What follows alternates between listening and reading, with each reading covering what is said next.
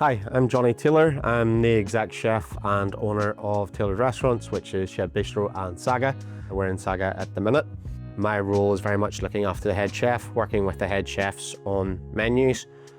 We do our menus every 3 months, so it's looking at what's coming into season, coming up ahead, very much planning ahead. We also do blank nights here, which is when we used to have blank, which was the fine dining restaurant, where we done 6-course tasting menu. So we tend to do those once every 3 months now as well. I work very much with the head chef here to create those menus, source the produce, make sure that what we're using is of the quality and standard of what we want to produce here. I've been a chef since I was 14. I started off working in a bar close to where I live. I've worked all over around County Antrim when I was young, and then I moved to Scotland when I was 21, 22, and I lived there for 8.5, 9 years. So we have a lot of global influences in terms of dressings and garnishes and wee bits, but the main protein and the main vegetables, we try to be as local as possible, and we carry that ethos through with both restaurants. We opened Blank and it was amazing at the start. Blank was called Blank because there was no menu. It was tasting menu, so you got whatever you were given. You didn't know what you were getting. You just got a list of the produce that was being served, and you didn't know whether it was going to be, if the chocolate was on the venison dish or if it was a dessert. You just knew that you were getting served chocolate at some point. We developed the idea and we reopened once kind of lockdown had finished. The reason that we had changed over completely from Blank to Saga is just those weekday, there's no way of producing the food that we were doing at Blank, a 6-course tasting menu with now 2 chefs. We used to work with 6. We are now trying to create a restaurant here that's just much more accessible to everybody, but still really good quality produce, really good quality food and attention to detail. Because it's such a small venue, it is easy for the head chef here and whoever's working with him to make sure that every plate that comes out is perfect.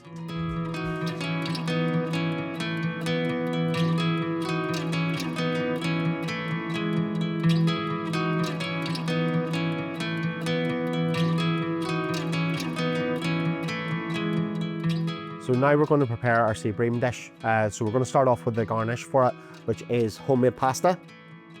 It's put through the machine time and time again to make sure it's nice and thin, and to make sure that the gluten starts to work and it makes it nice and elastic so that it doesn't break when it gets cooked. And then we're going to fill it with our filling, which is blitzed scallop meat, which then has picked white crab meat folded through it, salted lemon, and then fresh chopped chives. You knock out the air as you're filling it, because if there's any air pockets, they will split. So he's just using the side of the ring cutter just to press it in and make sure it's nice and neat and filled right, and that there's no air pockets and it won't split as it's cooked. Fresh pasta is one of the most wonderful things in the world. The reason we do it here like this is because we have the time and we have so the chefs are in here at 10 o'clock in the morning, we don't open till 5. We couldn't do this in a restaurant like Shed because it's so time consuming. You have to make the pasta, let the pasta rest in the fridge, then you have to roll it out, and we're not very big, so we're able to do enough to be able to do enough for this evening. Pasta will literally only keep fresh for 2 days. Anything more than that in the fridge is falling apart, or it's stale, or the pasta starts to get a shell and the pasta dough itself starts to dry out, then it starts to crack, so then when you cook it, it breaks. So this stuff has to be done every 2 days maximum, but most of this will go tonight. So now the pasta will go in the fridge for at least 20 minutes just to let the pasta rest.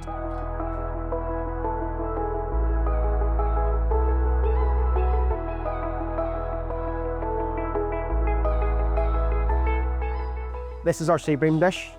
It's just been pan-fried off now, and then it's been finished with butter and lemon and basted just to finish it off. Going on the plate first is a Romesco sauce, and now the 2 pieces of seabream which have been cooked back to back to mimic a full piece of fish. But just obviously it's been, the head and tail's been removed, and the innards, just to make it much more palatable and look a lot brighter. And now we're adding some deep fried kale and then some micro herbs. So this one is nasturtium, and the micro herbs can change week to week. Really depends on what Conway Farms has in season or what they have growing at that time. And then it's just finished with some leek oil. There we have it. This is our final dish. It's pan-fried seabream with a white crab tortellini and Romesco sauce.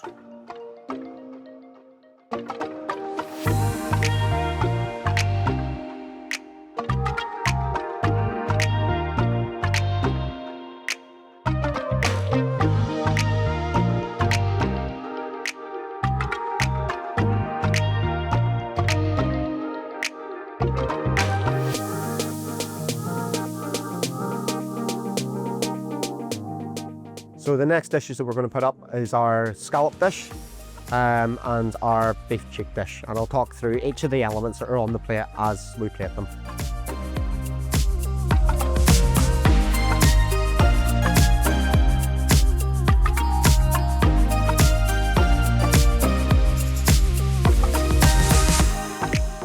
What Nate is doing now is he's glazing the beef cheek. The beef cheek comes in and we sear it off in a hot pan with a mirepoix, cover it with add red wine, reduce the red wine, tomato puree, cook it out, put the beef cheek in, cover it with water, and it's roasted in the oven for about 4 hours, so it's nice and tender. Once it's comes out of the oven, while it's still warm, we strain off the sauce and reduce that down as quick as possible. We shred the meat and make sure that we go through it and make sure there's no wee bits amongst it of sinew or connective tissue. We add back in the reduced sauce, the flavour, with a mirepoix of vegetables. We then roll that as a balancing and cling film, leave it to set, and then we portion it and then individually vac pack it into portions so that we can heat one portion at a time. And that's our braised beef cheek with our Parmesan hollandaise and roasted shallot. So all in all, it's 2 days work.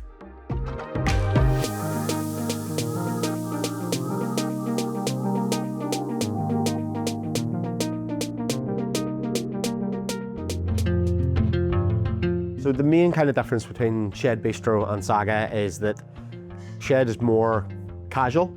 It's still very good food, everything's made fresh, but it's very relaxed and casual.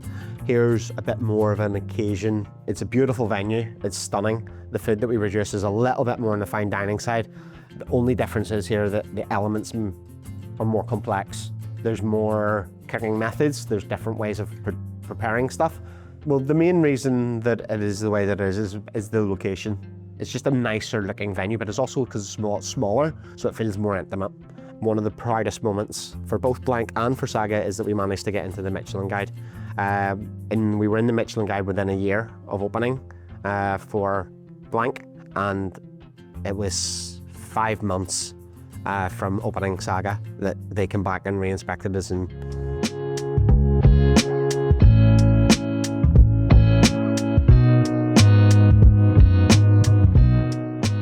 this is our scallop dish. It's essentially scallops, leek and potato. We have a roasted shallot puree, confit leeks, shoestring potato, and then our scallops. And then we have a leek foam. And then it's finished with a nori salt cured duck yolk. So duck egg yolk. It's been cut into nori salt for 2 days, a minimum of 2 days. You kind of check on it after 2 days to make sure that it's cured enough. It really depends on the moisture in the egg and the moisture and where it's being stored. And then it's just finished with some nice micro herbs again. And that's our scallop dish.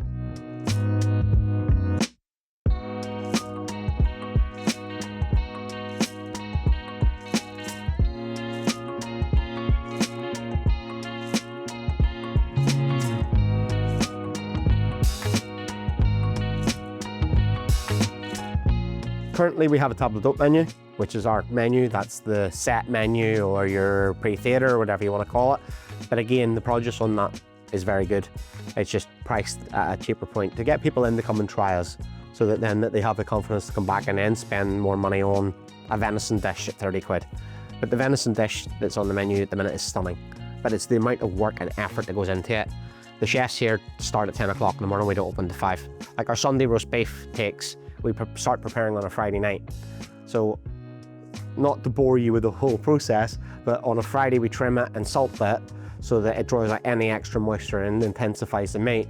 On a Saturday night, we then char grill it on our char grill, so that you get that nice smoky flavour that you get when you get the steak.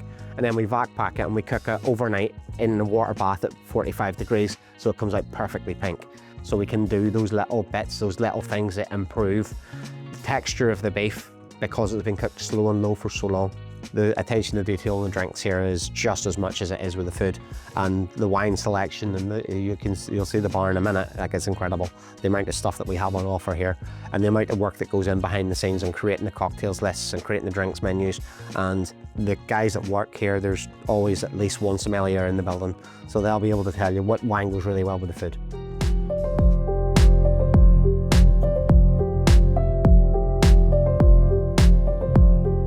Hey guys, my name is Alex. I am the General Manager here in Saga Kitchen in Saga, located on the Malone Road in Belfast.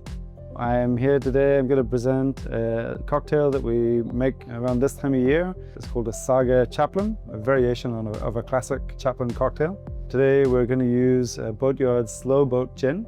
And this gin, or this producer distillery, is based in Enniskillen in Northern Ireland. And we love using local producers, try and highlight the quality that they have and are creating. So we're going to start today by adding 25 ml of the Slow Boat Gin, 25 ml of a peach liqueur,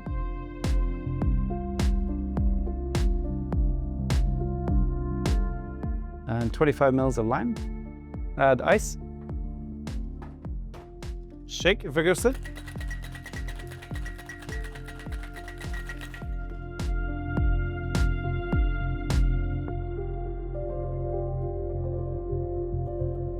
And this is your Saga Chaplain using Boatyard Slow Boat Gin.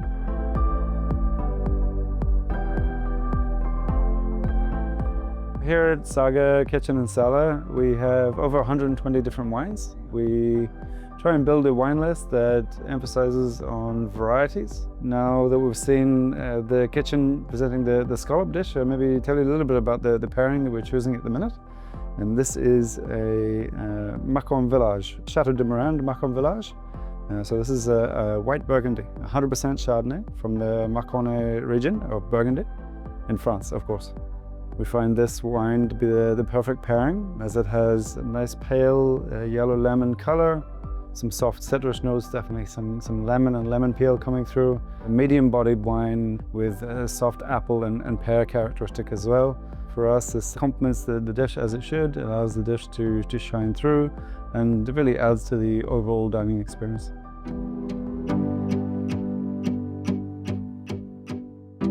The future plans for Saga is literally just to continue on how we've been, try to continue to develop the menus, try to engage well with our guests and get regulars.